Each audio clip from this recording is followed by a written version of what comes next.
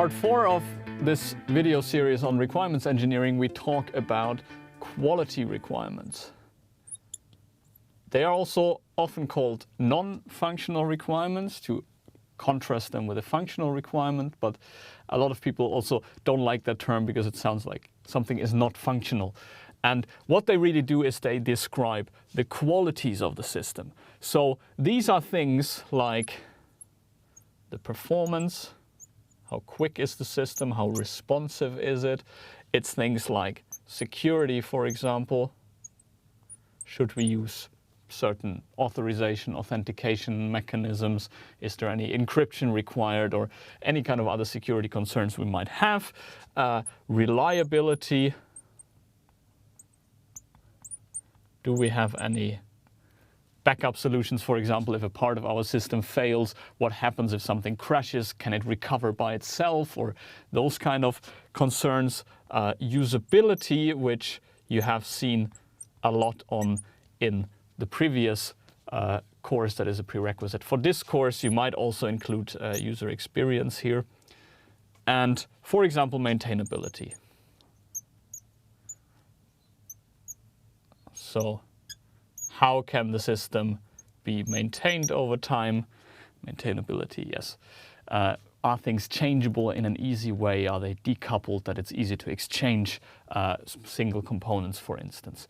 And there are more of them. They're also standardized in an ISO standard, what kind of categories you might have, but very often it's these kind of concerns. And sometimes we also talk about the illities.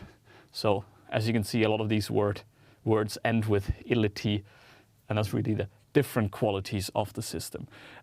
There are a few things that are really tricky with these. Maybe the most important one is that they tend to be cross-cutting. So for example, security, if one part of your system is insecure, it usually spreads very quickly. You can maybe break into that one and then you can suddenly access other things. Or your system might be very performant. For example, the database is super quick, the write access is very quick, but then suddenly somewhere in the front end, in the graphical user interface, there's a bottleneck and something is very slow, and then the overall system performance goes down a lot and the user experiences it as very slow. So this is something that makes quality in systems very, very difficult to deal with. And it also often causes problems in maintenance. So if we, for example, exchange a component, it's not as quick as it used to be, and then the overall system performance goes down. So these are really hard. And on the requirements level, it's also really hard to specify exactly what is needed. So if it's a very technical thing, this might be rather easy to say, for instance, we need two-factor authentication. But for example, performance or usability is often very hard to define what exactly is actually necessary. So a good example that you might have seen before is that we can say the system shall be fast. And this is a terrible requirement because it's completely unclear what fast means. It's very subjective, and it's definitely not testable. You cannot say whether or not you have to fulfill that because it depends on ultimately on the person that tests it or the user to say this is fast or not. So we try to do this better and we try to be precise. And we could, for example, say that the average response time should be less than 500 milliseconds. So this is definitely better because we are more specific on what exactly does fast mean. We mean response time, we don't mean something else. On average, it can be slower and it should be less than 500 milliseconds, so something we can test. However, this can still be problematic because of several things. The first question is, the average over what? How do we test this? Are we running it 100 times? Are we running it 10 times? Do we look at the entire system operation? What's the average?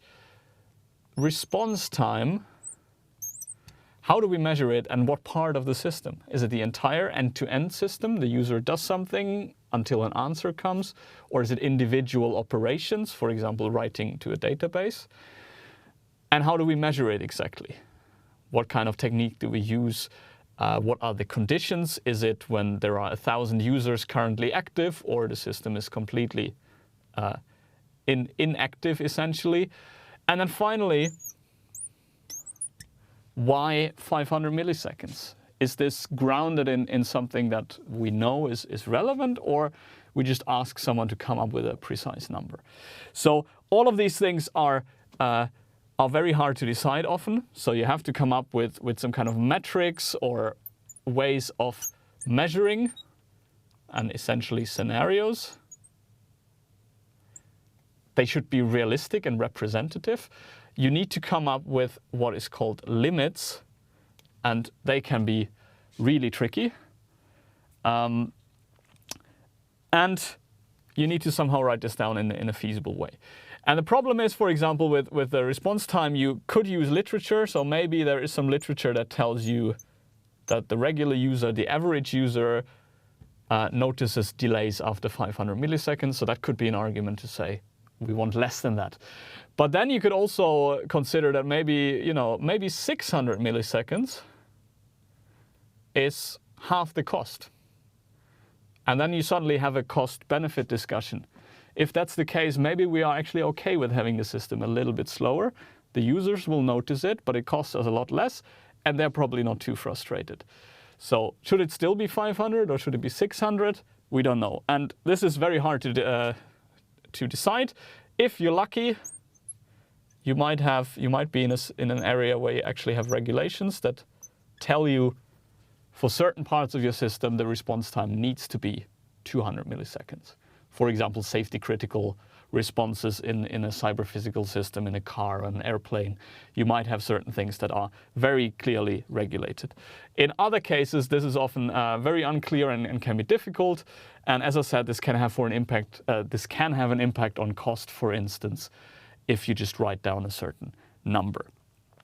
So it's not an easy thing, and in addition to literature and regulation, you often have to rely on engineers' experience or domain experts. So maybe they have a good experience with what is a good response time, what is a good way of measuring that, and so on. But in practice, you can see that a lot of companies are maybe not very good on the quality requirements, how to write them and how to test them, and so on. In terms of specification, you do have, just like I wrote here, you have natural language statements, but there are also some specialized formalisms. One of them is called planguage or p-language. And this is essentially, again, a predefined structure, a template that includes several things that we discussed here. For example, it has a scale.